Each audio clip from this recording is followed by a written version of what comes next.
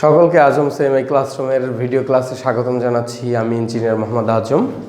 আজকের এই ভিডিও টিউটোরিয়ালটিতে আমি এএমআই এর ম্যাথ 1 সাবজেক্টের একটি গুরুত্বপূর্ণ টপিকস ভেক্টর নিয়ে কথা বলবো। অনেকেই আমাকে ভেক্টর এবং 3 ডাইমেনশনাল জিওমেট্রি নিয়ে ক্লাস বা ভিডিও টিউটোরিয়াল দেওয়ার জন্য কমেন্ট সেকশনে অনুরোধ করেছেন। তাদের জন্য আজকে আমি ভেক্টরের একটি গুরুত্বপূর্ণ টপিকস ভেক্টরের প্রজেকশন নিয়ে আলোচনা করব এবং এই সম্পর্কিত একটি বোর্ড কোশ্চেন সলিউশন করে আপনাদের দেখাবো। ভিডিও শুরু করার পূর্বে যারা এখনও চ্যানেলটিকে সাবস্ক্রাইব করেননি তারা এখনই চ্যানেলটিকে সাবস্ক্রাইব করে বেল বাটন অন করে রাখুন। এবং আমাদের আরেকটি সুখবর আছে, সেটি হচ্ছে আমরা অনলাইনের মাধ্যমে জুম অ্যাপের মাধ্যমে এএমআই এর কোর্সগুলো কমপ্লিট করে দেওয়া হচ্ছে আমাদের এখান থেকে। আপনারা যারা অনলাইনে ঘরে বসে এএমআই এর কোর্স কমপ্লিট করতে চান তারা ডিসক্রিপশনে দেওয়া এবং ফার্স্ট কমেন্টে দেওয়া যেই নাম্বারটি আছে সেই নাম্বারটিতে যোগাযোগ করুন এবং আমাদের ফেসবুক গ্রুপেও যোগাযোগ করতে পারেন। আসুন শুরু করা যাক। তো আমাদের আজকে আমরা যেটা নিয়ে কথা বলবো সেটি হচ্ছে ভেক্টর প্রজেকশন।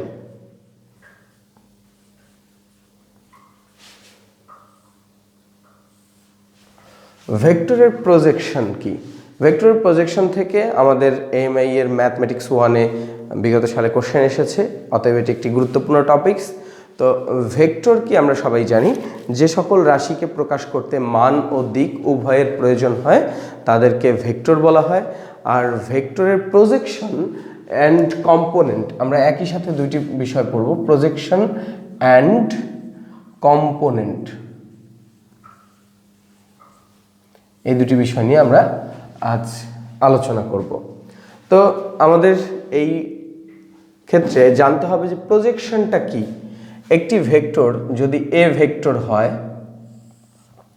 ধরলাম আমাদের এটি একটি এ ভেক্টর, এই ভেক্টরের উপরে একটা বি ভেক্টর যদি কোনো একটা নির্দিষ্ট অ্যাঙ্গেল থিটা উৎপন্ন করে, এ ভেক্টরের সাথে বি ভেক্টরটি যদি একটি নির্দিষ্ট অ্যাঙ্গেল থিটা উৎপন্ন করে, তাহলে আমরা বলবো এ ভেক্টরের দিকে বি ভেক্টরের প্রজেকশন কত। এ ধরনের কোশ্চেন এসে থাকে। তাহলে প্রজেকশনটা কি? প্রজেকশন অর্থ হচ্ছে ছায়া।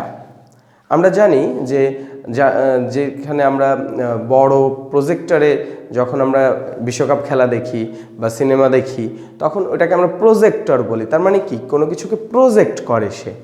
তার মানে প্রজেক্টর থেকে এই প্রজেকশন কথাটিকে আমরা খুব ভালোভাবে বুঝতে পারবো।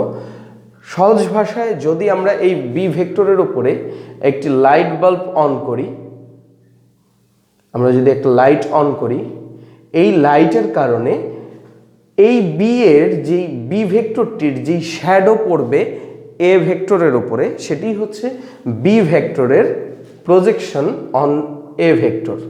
অর্থাৎ এই অবশ্যই এখান থেকে ঠিক লম্ব অবস্থায় যদি আমরা একটা লাইট অন করি তাহলে বি ভেক্টরের যে শ্যাডোটা পড়বে এ ভেক্টরের উপরে, আমরা সেটাকেই বলবো বি ভেক্টরের প্রজেকশন অন এ ভেক্টর। তার মানে এই অংশটুকু হচ্ছে বি ভেক্টরের প্রজেকশন এ ভেক্টরের উপর।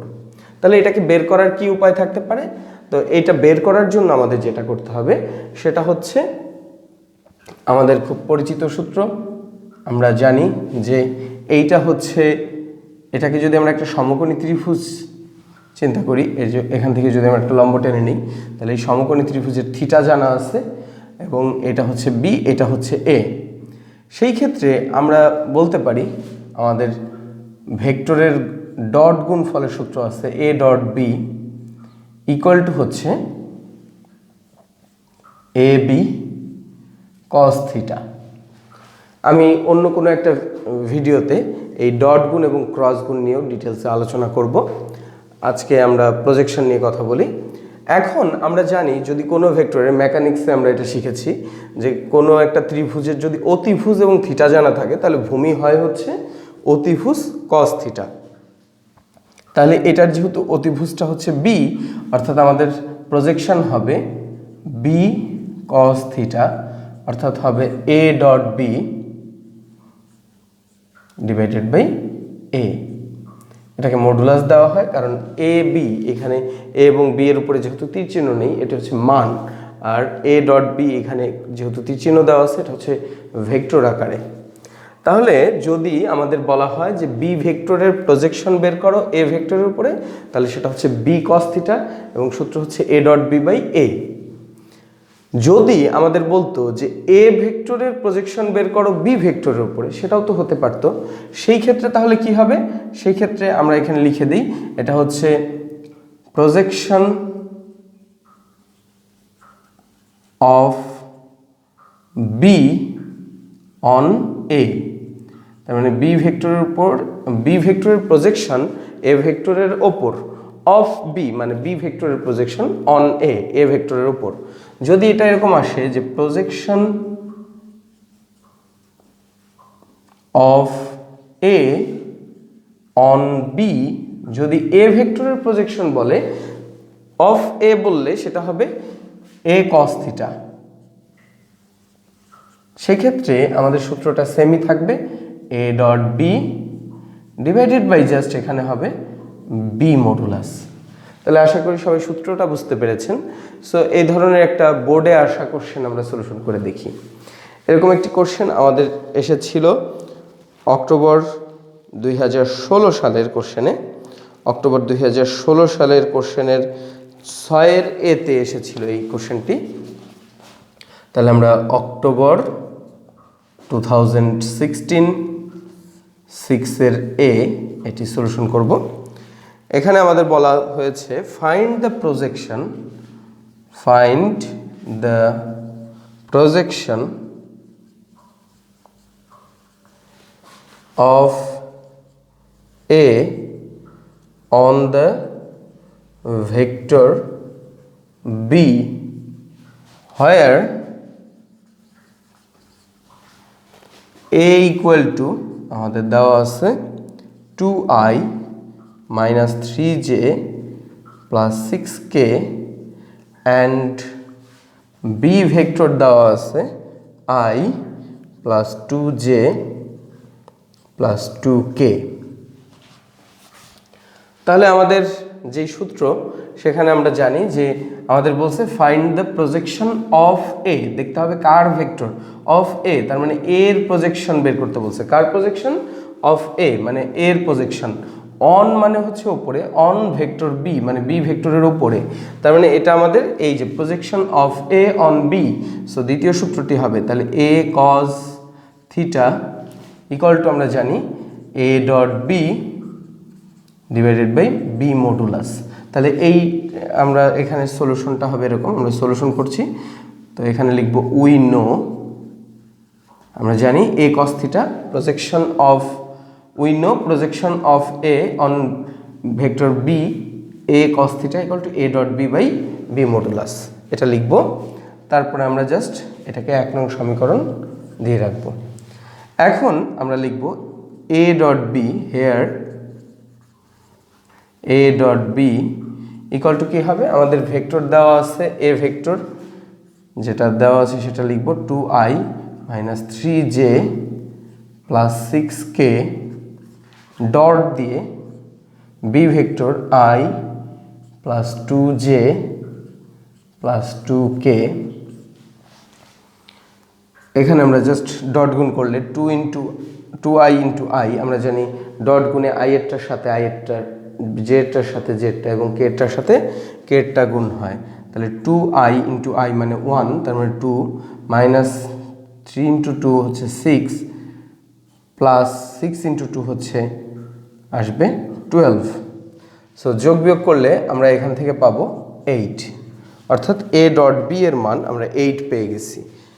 এবং আমাদের আরেকটা জিনিসের মান লাগবে, সেটা হচ্ছে বি মডুলাস। বি মডুলাস কি হবে তাহলে? বি মডুলাস হচ্ছে রুট ওভার বি এর যেই সহগগুলো আছে আই জে এবং কে এর, সেই সহগগুলোকে স্কোয়ার করে রুট করতে হয় মডুলাস করতে হলে। তাহলে আমরা লিখব 1 square plus 2 square plus 2 square. তো আমরা এখানে দেখছি 2 স্কোয়ার 4, 4 8 প্লাস 1 হচ্ছে 9, রুট করলে হবে 3। সো এই মানগুলোকে যদি আমরা 1 নং ইকুয়েশনে বসিয়ে দিই তাহলে আমরা পেয়ে যাব। সো আমরা লিখব substituting the values we get, এই সাইডে লিখি আমি projection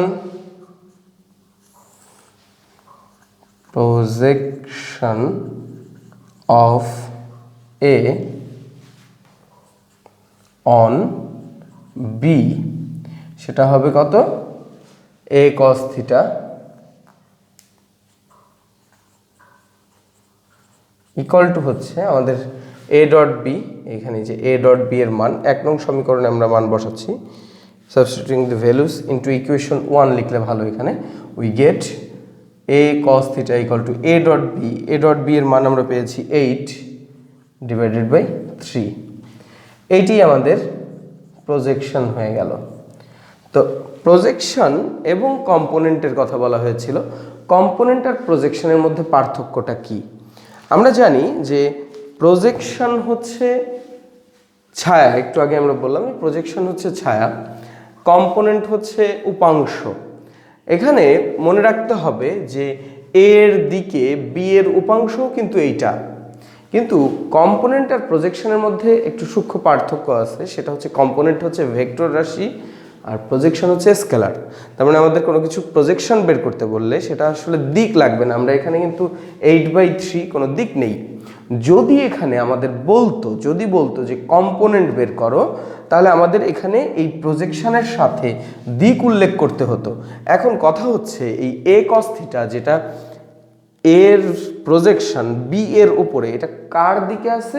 এটা অবশ্যই দিক আছে হচ্ছে বি এর দিকে, কারণ এর প্রজেকশন, এর যে প্রজেকশনটা, এই শ্যাডোটা কোনটার দিকে আছে? বি এর দিকে। এই বির দিকে এটা যদি আমরা এখানে উল্লেখ করে দেই তাহলেই সেটা কম্পোনেন্ট হয়ে যাবে।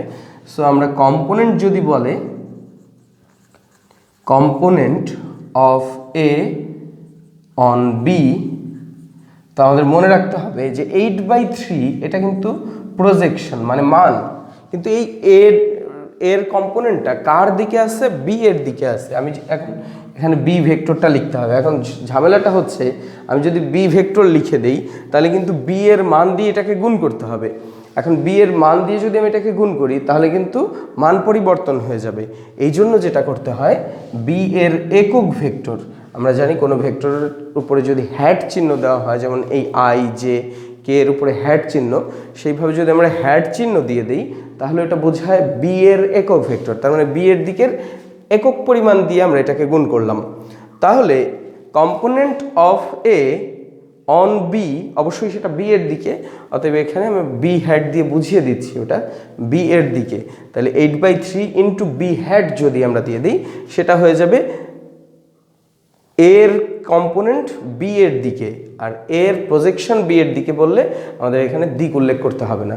এখন কম্পোনেন্ট চাইলে যদি আমরা এই বি হ্যাট না দিই তাহলে অ্যান্সার হবে না, আর প্রজেকশন চাইলে যদি আমরা বি হ্যাট দিয়ে দিই তাহলে অ্যান্সার হবে না। এই জন্য এইটা খুবই সূক্ষ্ম একটা ব্যাপার যে আমরা জাস্ট বি হ্যাটটা দিয়ে দিলে সেটা কম্পোনেন্ট হয়ে যায়, তার মানে দিক উল্লেখ হয়ে যায়, আর বি হ্যাট না দিলে সেটা প্রজেকশন হয়ে যায়। সো আশা করি সবাই বুঝতে পেরেছেন। এবং আমাদের আরও একটা সুখবর আছে যে আমাদের কোচিং থেকে আমরা সম্পূর্ণ কম্পিউটারাইজড গাইড বই আপনাদের জন্য নিয়ে এসেছি। এটি হচ্ছে এএমআই এর ম্যাথ 1-এর বোর্ড কোশ্চেন সলিউশন। এমনকি আমাদের প্রত্যেকটি সাবজেক্টেরই বোর্ড কোশ্চেন সলিউশন এবং গাইড দুটি অ্যাভেলেবেল আছে। যারা এটা সংগ্রহ করতে চান তারা আমাদের এখানে সরাসরি এসে সংগ্রহ করতে পারেন, অথবা আপনারা চাইলে কুরিয়ারের মাধ্যমে এই বইগুলো সংগ্রহ করে নিজেরাই বাসায় প্রস্তুতি নিয়ে আপনাদের কোর্স কমপ্লিট করতে পারেন।